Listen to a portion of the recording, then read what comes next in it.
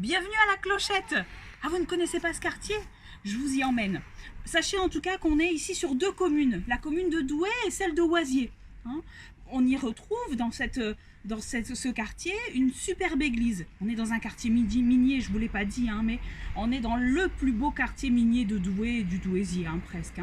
Vous avez une superbe église que vous venez de voir, l'église Notre-Dame des Mineurs. Alors je sais, comme ça, elle ne paye pas de mine, vraiment. Mais à l'intérieur, c'est un vrai bijou. Profitez-en d'ailleurs pour y entrer, de temps en temps. On arrive facilement à y rentrer. C'est une église et un quartier qui ont été construits pour les Polonais. Après la Première Guerre mondiale et les destructions sur le territoire, il a fallu reconstruire et on a eu besoin finalement d'un petit peu d'aide.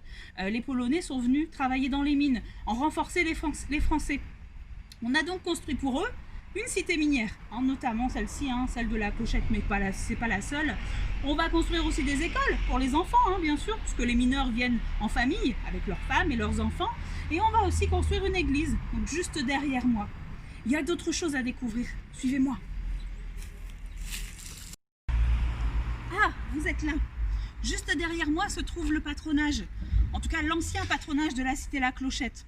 Ici, on donnait des cours aux enfants, ceux qui avaient fini leur certificat d'études. Ils avaient terminé la primaire finalement, c'est l'équivalent de ça aujourd'hui. Avec leur certificat d'études en poche, certains ne pouvaient pas aller encore travailler, un peu trop jeunes.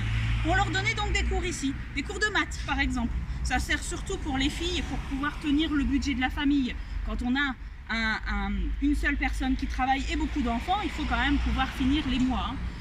On va aussi donner des cours d'art ménager. On apprend par exemple aux filles à tenir une maison, à laver un bleu de travail, c'est pas si facile d'ailleurs.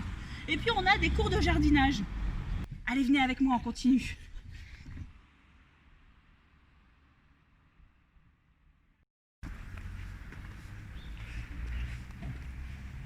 On trouve encore à la Clochette. Et derrière moi se trouve une des plus belles maisons finalement du quartier. C'est une maison d'instituteur. On la reconnaît puisqu'il y a des colonnes qui ornent l'entrée. Les instituteurs finalement sont venus avec les mineurs presque dans les bagages. Ils sont venus délivrer les cours aux enfants des mineurs polonais dans l'école qui est à quelques mètres d'ici. Les cours étaient en polonais avec quelques heures de français par semaine. Pas de souci finalement avec la barrière de la langue, puisque dans les mines on parlait aussi bien français que polonais, ça ne posait aucun problème. Ces maisons par contre, elles ont une différence de couleur par rapport aux maisons des Polonais, des mineurs polonais.